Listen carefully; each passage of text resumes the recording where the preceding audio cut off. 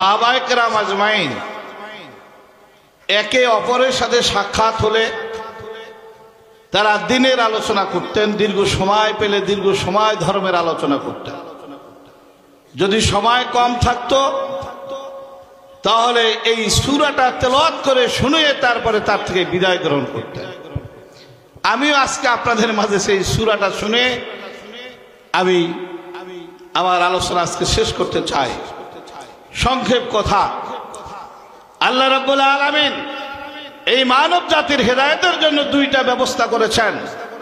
এক নম্বরে তার স্বীয়রচিত ধর্মগ্রন্থ তিনি নাজিল করেছেন, আর এই ধর্মগ্রন্থের সাথে তিনি শিক্ষক প্রেরণ করেছেন। বিশ্বনবী মুহাম্মদুর রাসূলুল্লাহ সাল্লাল্লাহু আলাইহি সাল্লাম উপরে যে ধর্মগ্রন্থ নাজিল হয়েছে, ধর্মগ্রন্থের নাম কোরআনে মজিদ বা ফুরকানে হামিদ। 103 খানা আসমানি কিতাবে যাহা আছে তাহা এই কোরআনে আছে, যাহা নাই তাহা আছে কোথায়? এই কোরআনে আছে।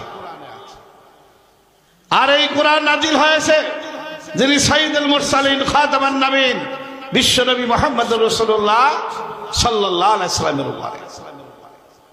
অসংখ্য অগণিত নবী পয়গম্বর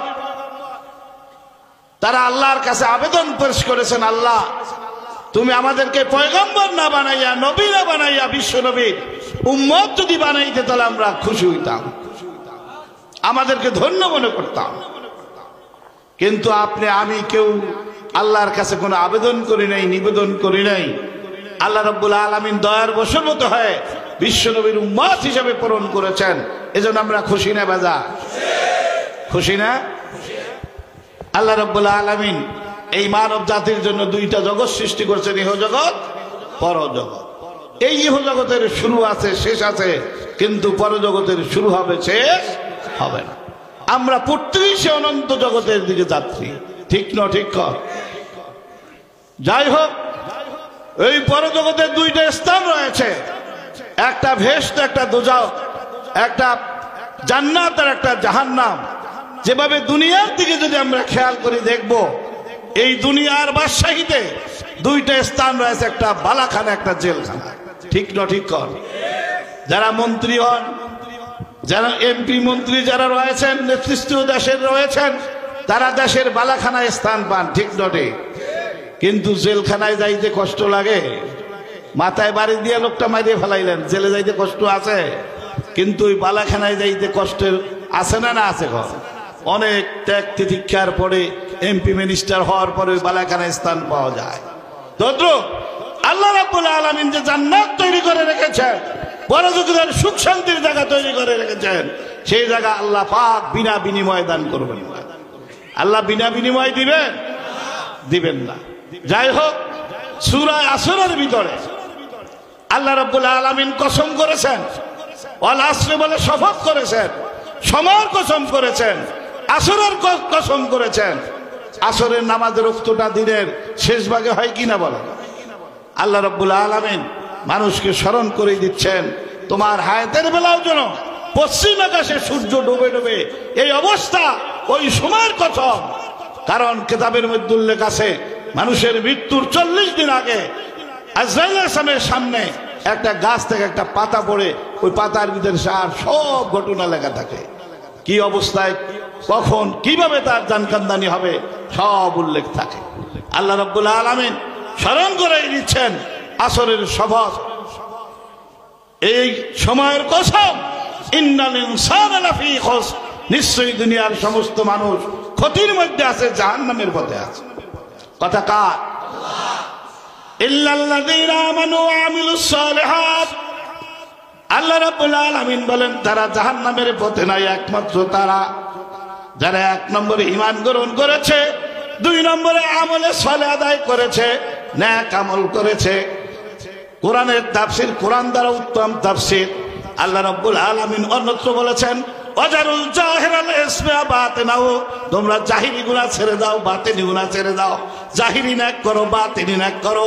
আমলটা হবে 2 ভাগ, জাহির এবং বাতিন। 1 নম্বরে যারা ঈমান গ্রহণ করেছে তারা ওই ক্ষতির মধ্যে নাই, আর 2 নম্বরে আমলে সালেহ আদায় করেছে, আমলে জাহিরি ফিকা শিক্ষা আমল করেছে, আমলে বাতিন ইলমে কলব ইলমে তাসাউফ ইলম শিক্ষা আমল করেছে, তারা ওই ক্ষতির মধ্যে নাই, তারা জাহান্নামের পথে না। আল্লাহ রাব্বুল আলামিন 138 জায়গায় কোরআনের মধ্যে উল্লেখ করেছেন আমানু ওয়া আমিলুস সালিহাত আন্না লাহুম জান্নাত। হে রাসূল, তাদের কি বেহেশতের সুসংবাদ দিন যারা 1 নম্বরে ঈমান গ্রহণ করেছে, 2 নম্বরে আমলে সালেহ নেক আমল করেছে, অর্থাৎ আমলে জাহিরি ফিকা আমলে বাতিন ইলমে কলব ইলমে তাসাউফ ইলম শিক্ষা আমল করেছে, আন্না লাহুম জান্নাত, নিশ্চয়ই তাদের জন্য রয়েছে বেহেশত। আল্লাহ 138 জায়গা ঘোষণা করছে আমানু ওয়া আমিলুস সালিহাত আন্না লাহুম জান্নাত। 1 নম্বর ঈমান। আমরা ঈমানদার না? 7 চিজের উপরে ঈমান গ্রহণ করেছে, কি কর? এরপরে আমলে জাহিরি ফিকা আমলে বাতিন ইলমে কলব ইলমে তাসাউফ ইলম যারা শিখবে আমল করবে, আল্লাহ 138 জায়গায় বলছেন নিশ্চয়ই তাদের জন্য বেহেশত।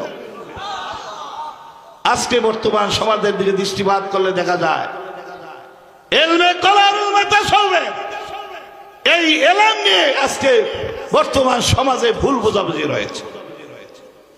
অনেকে মনে করে ইসাহেব কেলা গায়েব জানেন, গায়েবী কথা বলে দিয়েছেন, এর চাইতে বড় তাসাউফওয়ালা বড় মারেফাতওয়ালা লোক আর দুনিয়ায় নাই। হুজুরের কাছে গেলাম, যাওয়ার সাথে সাথেই আমার কথা বলে আরে বেটা সব খুঁই আইলি, তোর তো ব্যবসা বাণিজ্য সব লস। ওরে বাপ রে বাপ, এর চাইতে বড় মারেফতের লোক নাই, এরকম ধারণা সমাজে আছে না? এইভাবে বুঝতে বুঝতে এমনও বোঝে দেখা যায় শরীরে কোনো বস্ত্র নাই, কিছু নাই, লোহার শিকল মিকল পরা, দেখা যায় বুঝলেন কিনা যে আমার পেটুকসার মাঝারে কিছু দেওয়া, আল্লাহ একজন হ্যাঁ আগে দেয়। মনে করো ওরে বাবা এর মাল তাসব সব বোঝাইয়া খরচ তরক করে রয়েছে, কি কর? এই অবস্থা সমাজে আছে না? যাই হোক, আমি বলতে চাই বর্তমান সমাজ থেকে আজকে দেখা যায় পিতা পুত্রের শত্রুতা, স্বামী স্ত্রীর মলমান্য, রাজা প্রজার বৈরী ভাব, যত অশ্লীল কাজ দুনিয়ার ভিতরে রয়েছে কিতাবে লেখা আছে মাগারিসুল ফাওয়াহিশে মানাবিতুল আমানিল মাহজুরা, দুনিয়ার ফিতনা ফাসাদ, চুরি ডাকাতি ব্যভিচারী রাহাজারি, যত প্রকার অশ্লীল কাজ আছে সমস্ত অশ্লীল কাজের মূল আত্মার অসৎ স্বভাব দূর না করার কারণ। চুরি করে ঘুষ খায়, খায় না? কেন খায়? আগে চুরি করে না আগে লোভ হয়? আগে লোভ হয়। লোভ থাকে কোথায়? অন্তরে। এরা তাসাউফের মস্তা, অন্তরে একটা খারাপ স্বভাব, ঠিক না? ঠিক কর। এখন ইলমে কলব ইলমে তাসাউফ কাকে বলে এটা বুঝতে হবে। এরা কি পীর মুরিদের সিনাই সিনাই আসে না মুরাকাবা মুশাহাদার মাধ্যমে? না চোখের সামনে কিছু ভাসতে মনে হয় আমার মারিফাতের দরজা পার হয়ে গেছে। আমরা মাযহাবী, আমাদের মাযহাবের জগৎ বিখ্যাত ফতুয়ার কিতাব শামী, তার প্রথম খণ্ড 40 পৃষ্ঠার ভিতরে ইলমে কলব ইলমে তাসাউফের সংজ্ঞা লেখা আছে। তাসাউফ কাহাকে বলে, যেভাবে ভূগোল কাহাকে বলে, আরবি ব্যাকরণ কাহাকে বলে, ইংরেজি গ্রামার কাহাকে বলে, বাংলা ব্যাকরণ কাহাকে বলে, এর একটা সংজ্ঞা বই প্রথমে আছে না? তাসাউফ কাহাকে বলে চিনতে হবে। জগৎ বিখ্যাত ফতুয়ার কিতাব শামী তার প্রথম খণ্ড 40 পৃষ্ঠার মধ্যে লেখা আছে হুয়া ইলমুন ইউরাফু বিআনুল ফাজাইলে কাইফাত ইকতিসাবিহা ওয়া নাউর রাজাইলে কাইফাত ইস্তিনাবিহা। ইলমে কলব ইলমে তাসাউফ একটা বিদ্যার নাম, ইলমের নাম। কিসের নাম? এমন একটা ইলম যে ইলম শিক্ষা করলে আত্মার অসৎ স্বভাবগুলা চেনা যায়, যে স্বভাবের কারণে মানুষের সমস্ত আমল বন্দেগী নষ্ট হয়ে যায়। হিংসা হাসাদ আছে না? ইয়াকুমুল হাসাদা ফাইনাল হাসাদা ইয়াকুলুল হাসানাতে কামা তাকুলুন নারুল হাতাবা। আগুনে যেভাবে লাকড়ি পুরে ছারখার করে দেয়, আল্লাহ রাসূল বলেন তার অন্তরের মধ্যে যে হাসাদ থাকে, হিংসা থাকে, তার আমলরা এভাবে ভস্ম হয়ে যায়, আল্লাহর দরবারে কবুল হয় না। এই হাসাদ থাকে কোথায়? পরশ্রী কাতরতা, একজনের উন্নতি দেখে অন্তর অন্তরে অসহ্য হওয়া, ধ্বংসের কামনা করে, এটার নাম কি? হাসাদ বা হিংসা বলা হয়। এটা থাকে কোথায়? অন্তরের মধ্যে থাকে না, থাকে না? আত্মার একটা অসৎ স্বভাব, যে এলমের মাধ্যমে এই আত্মার অসৎ স্বভাব গুলো চেনা যায়, আত্মা থেকে দূর করার উপায় জানা যায়, এবং সৎ স্বভাব গুলা চেনা যায়, আত্মার ভিতরে পয়দা করা যায়, ওই এলেমের নাম হইল এলমে কলম, এলমে তাসাউফ। বিষয়টা বুঝে আসছে? কিন্তু বর্তমান সমাজে দেখা যায় সিস্তিয়া, কাদরিয়া, নকশবন্দিয়া, মোজাদ্দিদিয়া, সাবরিয়া, বিভিন্ন তরিকার জেকের আজকার প্রত্যেক পীরই বাতলায় না, বাতলায় না, কি কোন সবক দেয় না, মনে করে এটা মারেফতের শিক্ষা। তাহলে হুয়া জিক্রুন লেখা থাকতো না? এখানে লেখা আছে হুয়া এলমুন, এলমে কলম, এলমে তাসাউফ একটা বিদ্যার নাম, এলেমের নাম। হুয়া জিক্রুন, হুয়া মুরাকাবা লেখা আছে।